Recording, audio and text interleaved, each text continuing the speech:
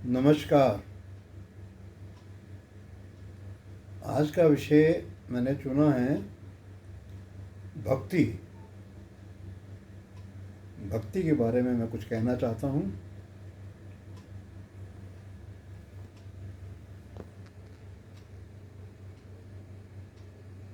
शास्त्रों में भक्ति के बारे में विभिन्न प्रकार की भक्तियों के बारे में बहुत कुछ लिखा गया। नवदा भक्ति की बड़ी महिमा है शास्त्रों में। ये वही भक्ति है जो भगवान श्री राम ने शबरी को समझाई थी।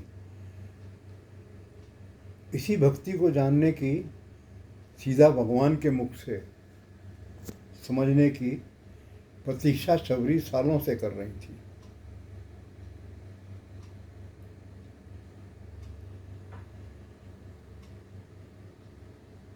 अब भक्ति विभिन्न भावों में प्रकट हुई भारत में। भक्ति भाव ने नृत्य कराए बड़े बड़े संतों से,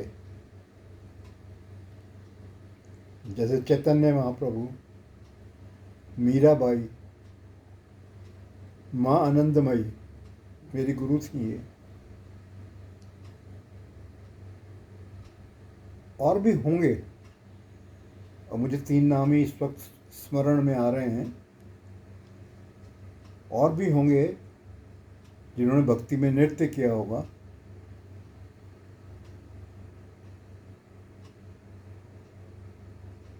माँ आनंदमयी का तो भक्ति का जो नृत्य था, उसमें उनका शरीर जमीन को भी छोड़ देता था, हवा में आ जाता था। वो तो मेरी गुरु हैं, मेरी जानकारी में है। चैतन्य महाप्रभु किस प्रकार से भक्ति में नृत्य करते थे मेरी जानकारी में नहीं है।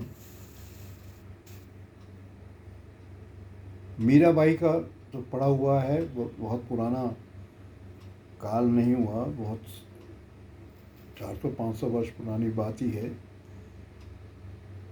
कि वो तानपूरा लेके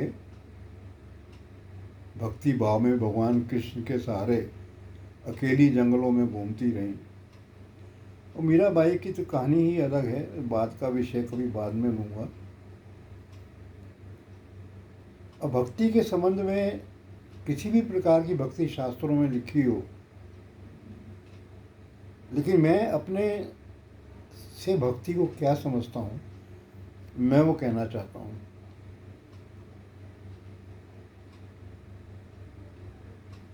आप अपने इष्ट या अपने गुरु के चरणों में समर्पित हैं, उनके चरणों से आपको प्रेम है, आपके भीतर प्रेम भाव है, आपके अंदर ये इच्छा उत्पन्न ही नहीं होती कि अपने गुरु या इष्ट से कुछ मांगा जाए। भक्ति भाव आपको मांगने की प्रेरणा दे ही नहीं सकती। भक्ति भाव के स्वभाव में ही नहीं है।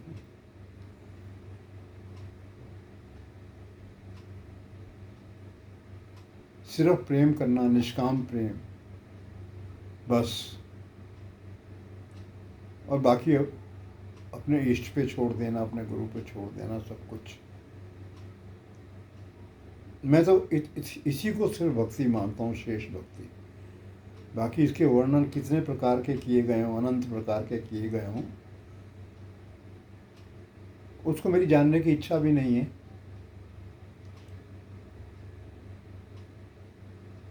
मेरा तो मानना यही है कि भक्ति भाव में आपने कुछ नहीं मांगा अपने इष्ट से, कुछ नहीं मांगा अपने गुरु से, सिर्फ प्रेम किया। यहाँ तक कि आपने गुरु से, अपने इष्ट से ये भी आप नहीं मांग सकते भक्ति भाव में, उनका दर्शन भी आप नहीं मांग सकते, क्योंकि ये भी अपने इष्ट या अपने गुरु को पीड़ा देने के समान ही है कि वो आपकी मांग पर जो है प्रकट हों आपके सामने। क्यों पीड़ा दी जाए अपने इष्ट को? भक्ति भाव में ये स्वभाव नहीं है, भक्ति भाव का ये स्वभाव ही नहीं। हमारे राम काल के समय के बारे में लिखा गया, कृष्ण काल के समय में लिखा गया यहाँ पर विशेषकर मैं हनुमान जी की भक्ति भाव के बारे में बात करना चाहता हूँ। मुझे एक स्थान पर ऐसा लगा रामायण में कि हनुमान जी को ये नहीं करना चाहिए था। क्या नहीं करना चाहिए था, मैं वो विवरण आपको सुना रहा हूँ। हनुमान जी जब सीता जी की खोज में गए, बड़ा कठिन कार्य किया उन्होंने, और भगवान राम जानते भी थे कि ये कार्य यही कर पाएंगे हनुमान जी। वो सीता माता की खोज भी कर लाए, से बातचीत भी कराए, उनकी निशानी भी ले आए, लौट के प्रभु के पास आए। तो भगवान राम भी थोड़े भाव विवल हो गए और उन्होंने हनुमान से ये कहा, मेरा ये कार्य सिर्फ तू ही कर सकता था और कोई नहीं कर सकता था। हनुमान जी भाव विवल हो गए। भाव विवल होकर हनुमान जी श्री राम के चरणों में गिर पड़े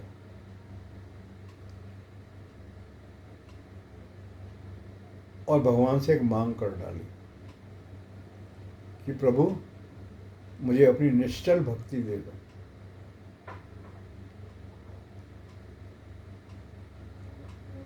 उन्होंने प्रदान कर दी, एवं अस्तु कह दिया। लेकिन भक्ति में मांग नहीं होती। आपने निश्चल भक्ति क्यों मांगी? अगर आप पात्र होंगे, आप इतना बड़ा काम भगवान का कर रहे हैं, तो अपने आप को समय आने पर आपको निश्चल भक्ति देंगे। अब ये तो एक व्यापार की बात हो गई, मैंने तुम्हारा काम किया, तुम मेरा ये काम करो। लेकिन मैंने ऐसे पहले के क्लिप्स में लिखा कि साहूकारी में भगवान से आगे कौन साहूकार हो सकता है, आदमी की औकात कहाँ।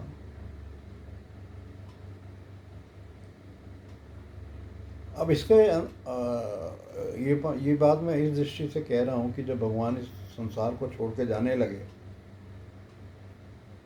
तो हनुमान जी ने कहा मुझे क्या करना है। तो भगवान राम ने कहा तुम्हें मैं साथ नहीं ले जा रहा, तुम पृथ्वी पे रहो अनंत काल तक और मेरा भक्ति भाव, ईश्वर के प्रति भक्ति का भाव लोगों में जगाओ। अब देखो साहूकारिता यहाँ, अगर आपने वो निश्चल भक्ति मांगी ना होती और ईश्वर ने स्वयं आपको दिया था, वो तो ईश्वर जाने उनकी बात होती। तो यहाँ पे आप अपनी कोई बात रख सकते थे। हनुमान जी ने आज्ञाकारी सेवक को कह दिया, ठीक है भगवान आपका आदेश है, मैं पृथ्वी पे रहूँगा।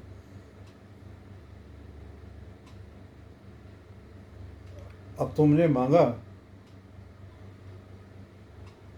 तो कितनी बड़ी कीमत भी उसकी चुकानी पड़ी।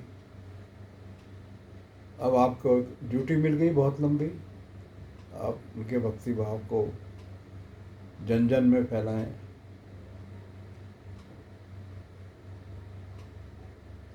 तो मोटे तौर पे मैं यहाँ पे ये कहना चाहता हूँ कि ईश्वर से कुछ भी मांगना, चाहे उनके दर्शन हो, चाहे उनकी भक्ति हो, ये एक तरह से बहुत हल्के ढंग से कहा जाए, और हल्के क्या, एक गहरे रूप में इसको कहा जाए, तो ईश्वर से कुछ मांगना ये ईश्वरीय अपराध होता है। आप ईश्वर के प्रति एक अपराध कर रहे हैं।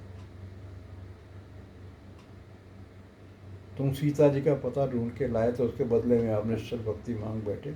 शबरी ने तो नहीं मांगी थी। मैं तो शबरी को बहुत महान संत कहूँगा, उसने ईश्वर से कुछ नहीं मांगा था, वर्षों तक उनकी प्रतीक्षा करती रही थी वो।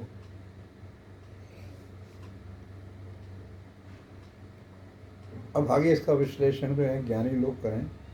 मेरे मन में तो ये भाव ऐसा आता है, मैं नहीं जानता, ये गलत भी हो सकता है, लेकिन मेरा मन तो भीतर से मनात्मा ये प्रकट कर रहे हैं इस बात को कि ईश्वर से चाहे निश्चल भक्ति भी क्यों हो, मांग तो मांगी, आप भिखारी ही हैं, मांगी तो फिर भीख ही आपने मांगी ना। आप अपना कार्य करते रहते, भगवान के साथ थे, आप भगवान के साथ थे, यही आपका बहुत बड़ा सौभाग्य है। भगवान आपको इतना प्रेम करते हैं, यही बहुत बड़ा सौभाग्य है। और क्या मांगेंगे उनसे आप? भगवान जो प्रेम आपको कर रहे हैं यही तो निश्चल भक्ति है। अलग से कौन सी भक्ति? क्या चीज़ मांग रहे हैं? क्या वरदान मांग रहे हैं? ठीक है, मांगा है तो अब ईश्वर तो अंतर्यामी है, उनकी तो था का पता नहीं होता। हो सकता है भगवान ने उनको ये काम इसीलिए सौंपा हो, अनंत काल तक तो पृथ्वी पे रहो और भक्तों की सेवा करो, भक्ति भाव जगाओ। हो सकता है जब आपने निश्चल भक्ति मांगी थी इस कारण से भगवान राम ने कहा हो। अब भगवानों की लीलाएं और अंदर की बात तो समझना बहुत मुश्किल होता है, लेकिन मुझे ऐसा विचार मन में आता है। कृष्ण टाइम में सुदामा की बात लो,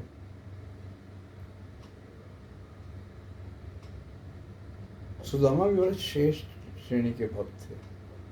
वहां उल्टा हुआ, ठीक इसके विपरीत। श्री कृष्ण ने तो उनको तीनों लोगों का राज्य देने के लिए तैयार हो गए थे। 2 लोग का तो दे भी दिया था। वो तीसरी मुट्ठी चावल खाने से रुक्मिणी जी ने उनको रोक लिया था कि अगर आपने तीसरी मुट्ठी चावल खा ली तो हमें रहने का स्थान नहीं रहेगा। और जब सुदामा जी लौट के आए अपने गांव जहाँ रहते थे, एक बहुत बड़ा महल भगवान ने पहले से ही बनवा दिया था। अब यहाँ पे देखो, बाल जो है, जो एक अनिष्ट भाव का जो बाल है कि सुदामा जी बहुत गरीबी की हालत में रहते थे, कभी कभी उन्हें भिक्षा भी नहीं मिलती थी। हाँ, यूँ मेरे से कोई पूछे तो मैं सुदामा जी को कह सकता हूँ कि आप कोई कार्य भी कर सकते हैं किसी का। तो जमींदार लोग भी होते थे, कोई कार्य ले ले आप अपने बच्चों को 3-3 दिन भूखा रख रहे हैं, भिक्षा नहीं मिल रही। अब ये तो सुदामा जी जाने, उनका काम जाने है, लेकिन मेरे मन में ये बात आती है कि भिक्षा नहीं मिल रही आपको, तो आप भगवान पे बोझ डालने के बजाय कोई काम क्यों नहीं कर लेते? काम तो देखो आज भी मिलता है गरीब लोगों को, पहले भी मिलता था। किसी के खेत में हल छत चलाने का काम कर दें, कुछ भी कर दें, छोटा मोटा काम। आप भीख मांगते फिर रहे हैं। उनकी पत्नी सुशीला जी भी भीख मांगती थी। और बाल जो यहाँ पे जो गलत पड़ गया कि सुशीला जी के मन में, उनकी पत्नी के मन में बार बार ये आता था कि भगवान कृष्ण द्वारकाधीश मेरे पति के मित्र हैं। उनके घर 2-2, 3-3 दिन तक फाका पड़ता था। एक माँ के रूप में ठीक है, उनको पीड़ा होती थी, उनके बच्चे, उनको भोजन नहीं मिल रहा, लेकिन एक गलत भाव से इस समस्या का हल करना कि आप द्वारकाधीश से मिलने जाओ, आपके मित्र हैं। सुदामा जी बचते रहे जाने से, क्योंकि सुदामा जी के मन में भगवान कृष्ण से कुछ भी मांगने की इच्छा थी ही नहीं, लेकिन पत्नी का दबाव बहुत ज़्यादा था उन पर, और घर की हालत वो देख ही रहे थे। बहुत दबाव में आकर उनका चलो मित्र हैं, दर्शन कराता हूँ। अब उनका दर्शन का फल तो अमोघ होता है, भगवान के दर्शन का। और गरीबी की हालत भगवान से छुपी तो हुई नहीं थी। तो सुशीला ने किसी घर से मांगा हुआ कुछ चावल, वो भी अच्छी किस्म का नहीं, टूटा फूटा, तो एक पोटली सी बांध के दे दी थी। तो भगवान तो अंतर्यामी सब जान ही रहे थे। तो भगवान ने कहा भाभी ने मेरे लिए कुछ नहीं भेजा। तो सुदामा जी बहुत संकोच में पड़ गए, क्या मैं ये पोटली में जरा से चावल दिखाऊं इनको? वो पोटली छुपाने लगे, पीछे चुप रह गए। उन्होंने कहा तुम कुछ छुपा रहे हो, भाभी ने भेजा मेरे लिए। उन्होंने छीन के जो है पोटली छीन ली और खोला। अरे वाह, मुझे तो सूखे चावल खाना बहुत पसंद है, एक मुट्ठी भरी। और रुक्मिणी जी तो वो भी ईश्वर का ही रूप थी, वो तो देख रही थी। एक चावल की मुट्ठी खाई, एक लोग दे दिया, दूसरे चावल की मुट्ठी खाई, दूसरा लोग दे दिया, तीसरे चावल की मुट्ठी भी खाने जा रहे थे। भगवान अपने भक्त के लिए जब करने पर उतरते हैं अपने भी कपड़े उतार के दे देते हैं। तो रुक्मिणी जी को लगा कि ये तो फिर हमारा भी स्थान चला जाएगा, हम कहाँ जाएंगे। तो उन्होंने भगवान का हाथ पकड़ लिया, आपने 2 लोगों की संपदा दे दी, अब तीसरा लोग तो अपने लिए छोड़ दो रहने के लिए। तो भगवान ने फिर तीसरी मुट्ठी नहीं खाई। लेकिन सुदामा जी तो नहीं जानते थे ऐसा हो रहा है। जो वहाँ से चले तो भगवान ने उनको कोई उपहार भी नहीं दिया। नीचे महल के नीचे उतर के उनको विदा किया। थोड़ा सा सुदामा जी ने सोचा, मैं इतना गरीब आदमी हूँ, मेरी पत्नी ने किस हालात में मुझे भेजा है, अरे कुछ अनाज ही दे देते, मेरे को कुछ दे देते। तो इस सोचते हुए इस विचार में गए, पैदल चलते पहुँचे, लंबा रास्ता था। घर पहुँचे तो देखा मैं घर की जगह बहुत बड़ा महल खड़ा है, 2 लोग का राज्य उनके पास था ही। सुशीला जी बड़ी प्रसन्न दिखाई दी, गहनों से लदी हुई। तो वो बड़े अनमने भाव से महल के अंदर गए। तो सुशीला जी ने सारी कहानी सुनाई, जब आप यहाँ से गए तो आपके मित्र आए थे यहाँ और ये महल बनवा दिया था उन्होंने विश्वकर्मा से, देव शिल्पी कहते थे जिनको। तो सुदामा जी ने अपनी पत्नी पे बहुत नाराज हुए, तुमने क्यों लिया महल ये, मैं भगवान के से कुछ लेने के लिए थोड़ी गया था। तो उन्होंने ये फैसला ले लिया कि मैं तो इस महल में रहूँगा नहीं, मैं झोपड़ी वही पुरानी बनाऊँगा कहीं से जगह लेके, तुम लोग मेरे साथ ही रहना जैसे पहले रहते थे। तो सुशीला जी तो माने ही नहीं, उसने कहा भगवान की कृपा से ये मिला है, मेरे बच्चों को पहली बार सुख देखने को मिला है, आप क्यों जाते हो, आप किसी कोने में पड़े रहो यहाँ। मैंने कहा नहीं, मुझे भगवान से कृपाएँ चाहिए ही नहीं थी, मेरे मित्र हैं, मुझे तो उनका प्रेम चाहिए था सिर्फ। तो इस प्रकार वो किसी झोंपड़ी में जाके रहने लगे। फिर बाद में है लंबी कहानी आती है, सुशीला जी को भी लोगों ने लूटना शुरू किया, सीधी सादी महिला थी, कहीं किसी ने हार मांगा, हार दे दिया, कहीं किसी ने कुछ मांगा, उधार मांगा। लेकिन सुदामा जी वहाँ से उस स्थान को छोड़ के चल दिए और भगवान कृष्ण पीछे पीछे। सुदामा जी जो दिखाई नहीं दे रहे हैं लेकिन पीछे पीछे चल रहे हैं, इसको कौन खाना दे, कहाँ खाएगा ये। तो जहाँ भी बैठते थे भूख के मारे जंगल में, तो ये प्रकट होके किसी रूप में सामने आ जाते थे, लो बाबा खाना खाओगे। तो भूख लगती थी, कहते हैं थोड़ा सा दे दो। जब वो देते तो पहले कृष्ण को भोग लगाते थे हाथ जोड़ के। तो खाने को हाथ में लेकर खाने को छू के हाथ जोड़े तो खाना उन्हीं की पत्तल में चला गया। तो कृष्ण ही थे साथ। तो सुना मैं आप यहाँ भी आ गए, मैंने भोजन नहीं करता, भूखे ही चल दिए। कृष्ण फिर पीछे पीछे। बड़ी कठिनाई कृष्ण जी के सामने आ रही थी, मैं सुदामा को समझाऊं कैसे। 1-2 जगह और ऐसी घटना हुई, उनको भोजन कराने का प्रयत्न किया। तो एक जगह जब अति हो गई तो भगवान ने कहा अब मुझे अपना वास्तविक परिचय देना पड़ेगा, अब सुदामा को मुझे अपना असली रूप बताना पड़ेगा। तो भूखे थे, कृष्ण भी साथ खड़े थे दूसरे वेश में। तो सुदामा जी ने कहा मुझे भूख लग रही है, पेड़ के पत्ते खाऊंगा, आप खाओगे। उसे ये नहीं मालूम था, वो दूसरे रूप में साथ खड़े थे। हाँ भैया आप खा लो, मुझे तो भूख नहीं लगी। और वो कोई पत्ता पेड़ से तोड़े, उसमें कृष्ण की फोटो मूर्ति, जो पत्ता तोड़े उसमें कृष्ण की मूर्ति। कुछ भी खाने के लिए तोड़े, सब जगह कृष्ण दिखाई दिए। अब सुदामा को समझ में आया कि कृष्ण को छोड़कर तो कुछ है ही नहीं। भोजन में भी है, चावल के दानों में भी कृष्ण है, कृष्ण से छुटकारा कहाँ है आपका। तो उन्हें अपनी भूल का यहाँ पे भान हुआ, तब उन्होंने कृष्ण से क्षमा मांगी। हाँ मैं आपको ठीक से समझ नहीं पाया था, और समझता भी कैसे। जब हम गुरुकुल में पढ़ते थे तो मैंने आपके हिस्से का खाना खा लिया था चोरी करके, मुझे दंड तो मिलना भी चाहिए था। भगवान मुस्कुराने लगे।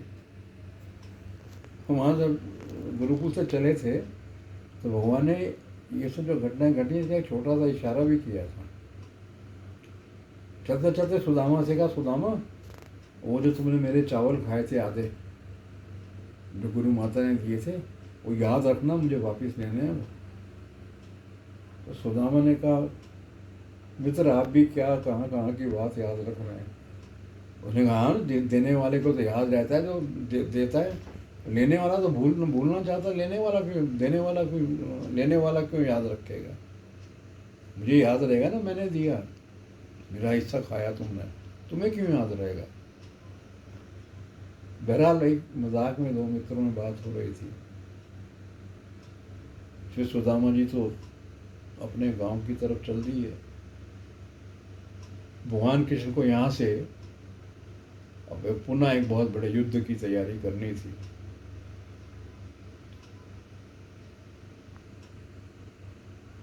वो अपने गांव चले गए। इधर सुदामा, कृष्ण और बलराम, जरासंध का मथुरा पे आक्रमण बार बार हो रहा था तो उससे युद्ध में उलझ गए। वो 17-18 बार हराया भी।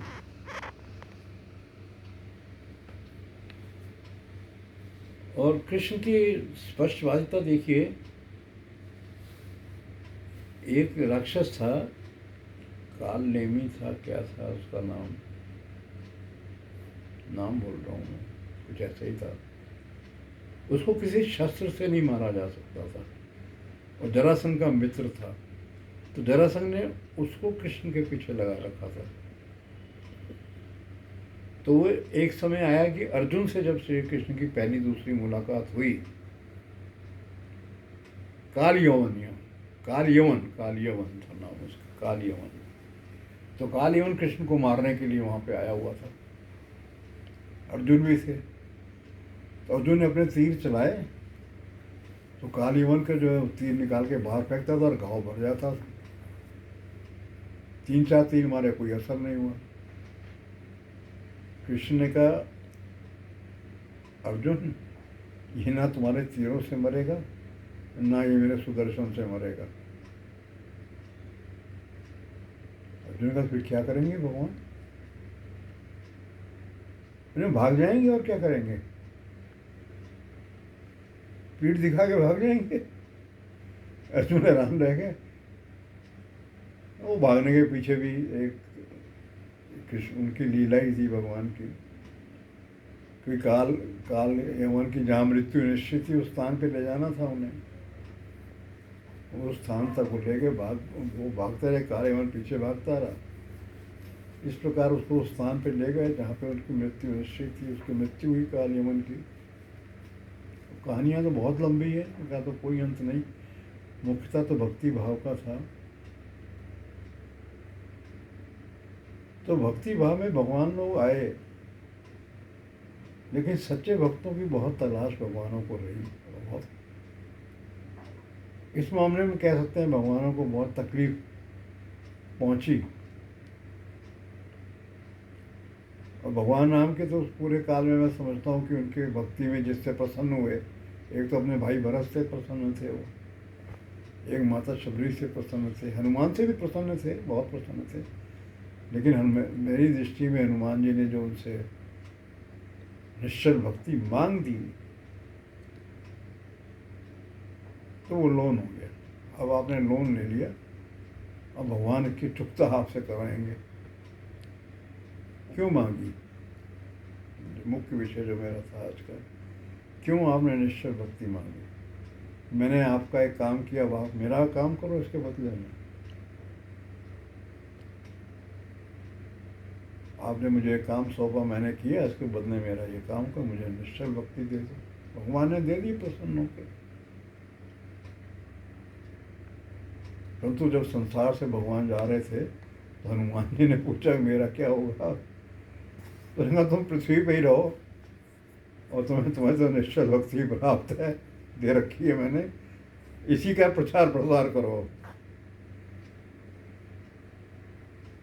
यही थोड़ा सा मैं हंसी आती मेरे को कि साहूकारी भगवान से करोगे तो भगवान से बड़ा साहूकार तो कोई है ही नहीं, क्या मुकाबला करोगे उनसे आप।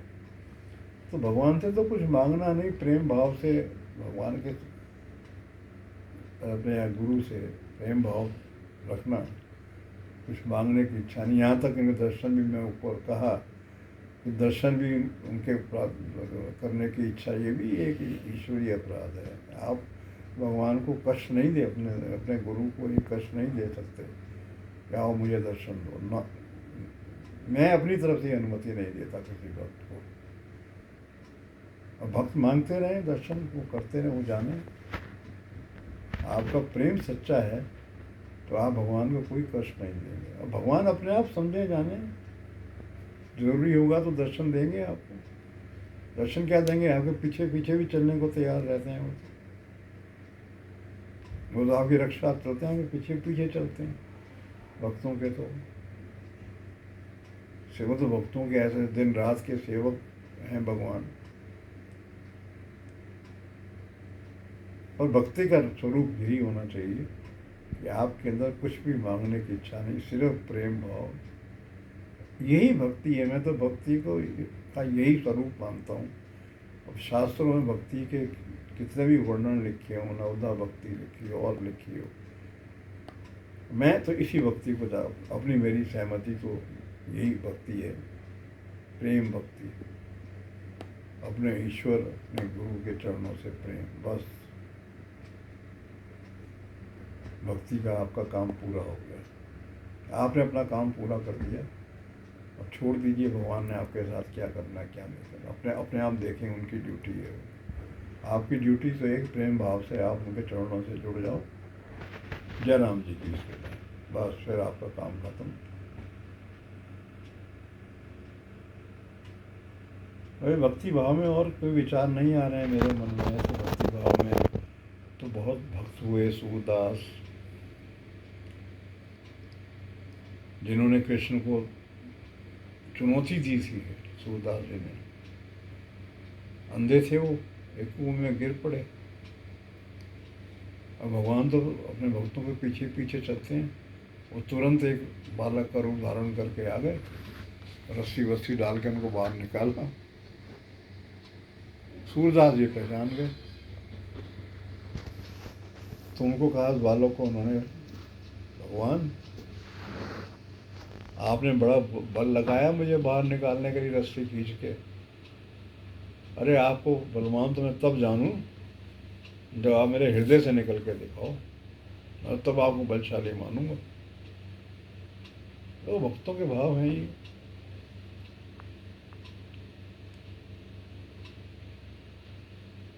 चैतन्य महाप्रभु जाने माने संत जो नृत्य करना, प्रतिदिन नृत्य करना। कबीरदास, उन्होंने ये सब चीज़ें मांगी नहीं। उन्होंने तो बस एक ही बात विशेष कही कि गुरु और भगवान दोनों खड़े हैं, तो मैं तो गुरु के चरणों को प्रणाम करूंगा, भगवान के लिए। क्योंकि गुरु मुझे भगवान तक पहुंचा रहा है, मेरे लिए तो गुरु बड़ा है। उन्होंने अपने अपने ढंग से अपने विचार रखे। ये भी ईश्वर को पसंद करने वाले विचार हैं। तुलसीदास जी हुए,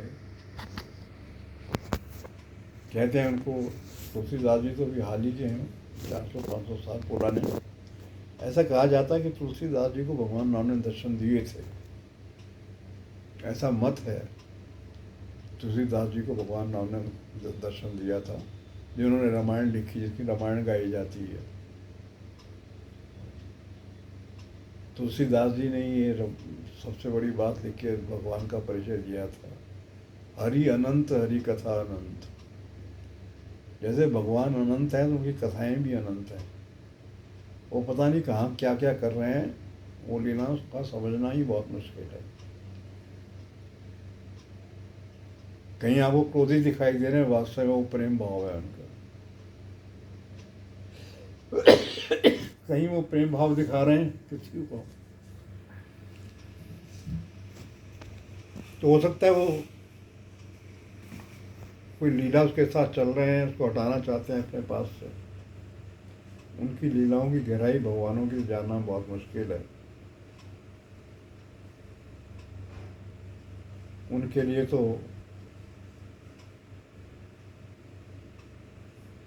अग्नि भी जल के समान है और जल भी अग्नि के समान है। वो तो अग्नि में ऐसे जा सकते हैं जैसे जल में जा रहे हैं, जल में ऐसे प्रवेश कर सकते हैं जैसे अग्नि में प्रवेश कर रहे हैं। और भगवानों के बारे में तो जानना बहुत कठिन है। और जितना वो जना देते हैं, अपने बारे में दिखा देते हैं, उनकी कृपा है। रावण के गुप्तचर जब इनका भेद लेने के लिए आए थे भगवान राम की सेना का लंका में, तो तुलसीदास जी का दोहा है इसमें कि उनका भेद लगाने के लिए जा रहे हैं जिनका भेद न कोई जाने, उनका भेद जानने के लिए जा रहे हैं।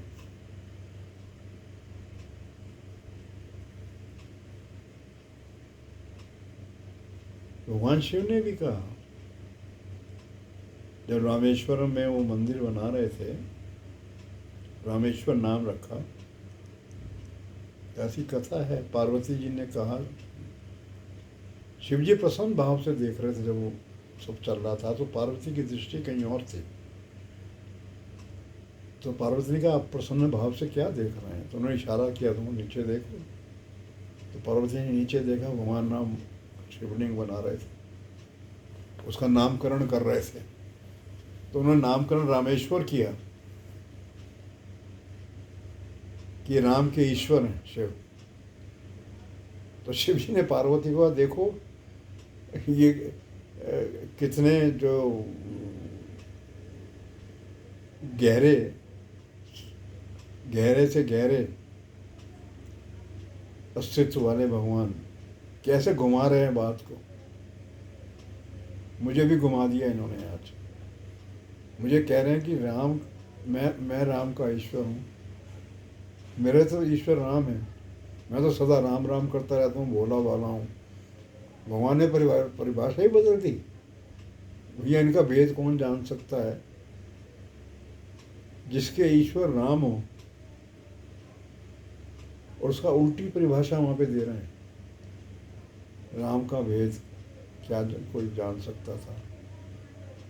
एक बार पार्वती जी से पहले सती थी, सती शायद कुछ ऐसा ही था। उन्होंने कहा शिव जी से कि ये सीता सीता करके ढूंढ रहे हैं, पत्तों से भी पूछ रहे हैं, तो आपने मेरी सीता को देखा, पक्षियों से पूछ रहे हैं, और आप कह रहे थे तो लोकपति हैं, मुझे आपकी बात भगवान समझ में नहीं आ रही। पूछेंगे नहीं नहीं, जो मैं कह रहा हूँ वही सही है। तो मैं तो परीक्षा लूँगी। उन्होंने मना किया, तो तुम ईश्वर की परीक्षा लेने जा रही हो, उसका दुष्परिणाम भी हो सकता है। सती थी शायद। तो वो सीता का वेश बना के पहुँच गई। और राम तो रोते पीटते लक्ष्मण के साथ जा रहे थे। सीता कहाँ हो? पेड़ से पूछ रहे, भैया आपने सीता को देखा है? पानी से पूछ रहे, नहर से पूछ रहे, आपने सीता को देखा है? मुझे बता सकती हैं? इस दशा में दिखाई दिए। तो सती को ये शंका हो गई कि ये ईश्वर नहीं हो सकते। तो ये क्या हुआ कि राम लक्ष्मण के साथ ये भी चलने लगी सीता बन के। और राम जी ने देखा तो सीता जी से कहा कि माता जी, पिताजी नहीं आए क्या आपके साथ? अब सती समझ गई कि पकड़े गए। मुझे तो पति ठीक कह रहे थे। भाग गई वहां से एकदम सती जी, प्रणाम किया उनको, भाग गई। फिर बाद में देखिए सती अग्नि में जलना पड़ा उनको। सती, उनका नाम भी सती इसीलिए पड़ा। अग्नि में जल के फिर पुनर्जन्म लिया पार्वती बन के शिव जी के साथ। उनका विवाह हुआ था। ये जो पौराणिक कथाएं कहती हैं, लेकिन इसमें उपदेशकारी भाव लाने की कोशिश की है मैंने। कि ईश्वर से आपने कुछ मांगा है तो बड़ा सोच समझ के मांगिए। जैसे पिछले एक उसमें मैंने एपिसोड में लिखा था कि माँ के बिहारी के मंदिर में या जगन्नाथ जी के मंदिर में जो लाइन में खड़े हुए लोग हैं, धूप में खड़े हुए हैं, वो कुछ मांगेंगे तो भगवान को देना पड़ सकता है। लेकिन जो वीआईपी दर्शन के लिए जाते हैं, पैसे खिला के, पैसे दे के, जमा करा के, या जो भी जैसे भी देते होंगे वो, और फटाफट दर्शन मिल, पिछली लाइन से जाके मिल जाते हैं, पिछले दरवाजे से। तो मैंने कहा था भगवान से कुछ नहीं मिलेगा उन्हें, भूल जाएं वो। जो धूप में खड़ा हुआ, जब उसका नंबर आएगा उसको भगवान से दे सकते हैं।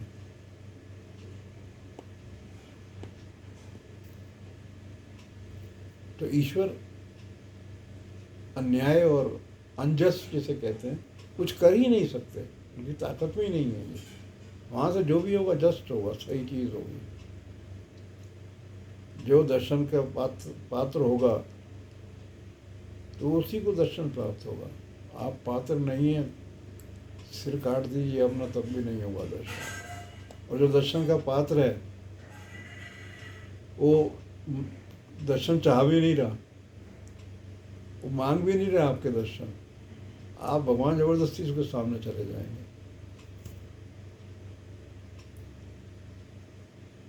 बस तो मैं अब ज़्यादा नहीं कहना चाहता। भक्ति भाव मेरा इसमें मूल, इसका जो सेंट्रल पॉइंट भक्ति का परिचय देना था कि भक्ति को मैंने क्या समझा है, मैं क्या समझता हूँ, और शास्त्र क्या कह रहे हैं, संत क्या कह रहे हैं।